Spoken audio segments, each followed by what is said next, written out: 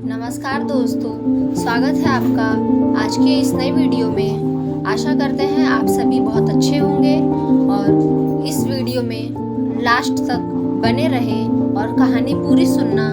Last में हमें बताना कमेंट करके कि आपको कहानी कैसी लगी और आपने इस कहानी से क्या सीखा। आज की कहानी का नाम है लड्डू गोपाल की विदाई। एक बूढ़ी औरत अपने झोपड़ी में लड्डू गोपाल के साथ रहती थी। बूढ़ी औरत का नाम मायावती था।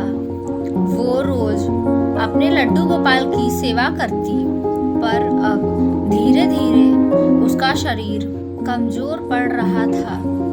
आस पड़ोस के लोग मायावती को कई बार समझाते कि लड्डू गोपाल को किसी और को दे दो, पर मायावती किसी की नहीं सुनती।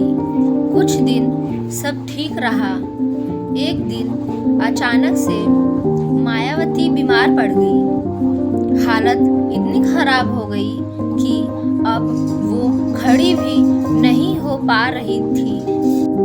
मायावती अपने लड्डू गोपाल को देखकर रोने लगी और मन ही मन सोचने लगी कि अब मेरे लड्डू की सेवा कौन करेगा।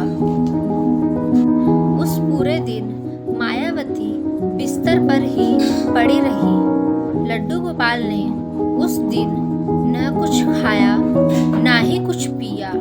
कपड़े भी पिछले दिन के ही थे। कुछ दिनों तक मायावती ऐसे ही बीमार रही। एक दिन मायावती के घर पड़ोस की एक छोटी लड़की सुमन आई।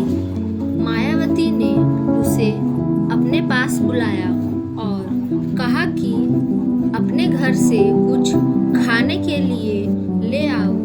सुमन भागते हुए गई और अपने घर से 2 लड्डू लेकर आई। मायावती वो लड्डू गोपाल को खिलाने लगी। सुमन ने भी अपने हाथों से लड्डू गोपाल को लड्डू खिलाया और पानी पिलाया। कुछ देर तक सुमन वहीं खेलती रही, फिर अपने घर चली गई। रात में मायावती के सपने में लड्डू गोपाल जी आए। लड्डू गोपाल ने सपने में मायावती को कहा कि मैं जानता हूँ तुम मुझे खुद से अलग नहीं करना चाहती, पर अब तुम्हारी सेहत सही नहीं रहती। तुम अपने बेटे के पास शहर चली जाओ, वो तुम्हारा ध्यान रखेगा। मायावती ने कहा, पर मेरे बेटे ने तो मुझे यहाँ इस झोपड़ी में अकेला छोड़ दिया और 5 साल पहले ही शहर चला गया था। क्या वो मुझे अब अपने घर में रखेगा? लड्डू गोपाल यानी भगवान श्री विष्णु ने कहा, हाँ, अब तो तुम्हें वो अपने घर में रखेगा। तुमने मेरी इतनी सेवा की है, उसका फल तो तुम्हें मिलेगा ही। अब तुम्हारे जीवन का अच्छा समय शुरू होता है। तुम अब मुझे विदा कर दो। मायावती सपने में ही विदाई की बात सुनकर रोने लगी। लड्डू गोपाल जी ने कहा, मायावती रो मत, मैं हमेशा तुम्हारे साथ रहूंगा। तुम अब बूढ़ी हो गई हो, तुम अब आराम करो। तभी अचानक से मायावती की आंखें खुल गई। कुछ दिनों में मायावती पूरी तरह से ठीक हो गई। मायावती को पता था कि अब उसे क्या करना है।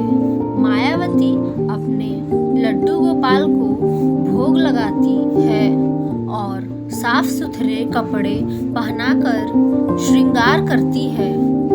लड्डू गोपाल को अपने हाथ में लेकर गंगा पास पहुंची और एक नाव वाले को बुलाकर उसके साथ नाव में बैठ गई। नदी में कुछ दूर जाने पर मायावती ने रोते हुए अपने लड्डू गोपाल के आखिरी बार पैर छूकर आशीर्वाद लिए और पूरे सम्मान और आदर के साथ गंगा नदी के पवित्र जल में विसर्जन कर दिया। अब मायावती अपना सामान लेकर अपने बेटे के घर, उसके शहर चली गई। मायावती का बेटा, जिसने उसे गांव में ही छोड़ दिया था, अब उसने अपनी माँ को अपने घर में रखा। दोस्तों, लड्डू गोपाल की सेवा करके मायावती को उसका बेटा वापस मिल गया। क्या आपके पास भी लड्डू गोपाल है? कमेंट में ज़रूर बताना। मिलते हैं नेक्स्ट वीडियो में एक नई कहानी के साथ। राधे राधे।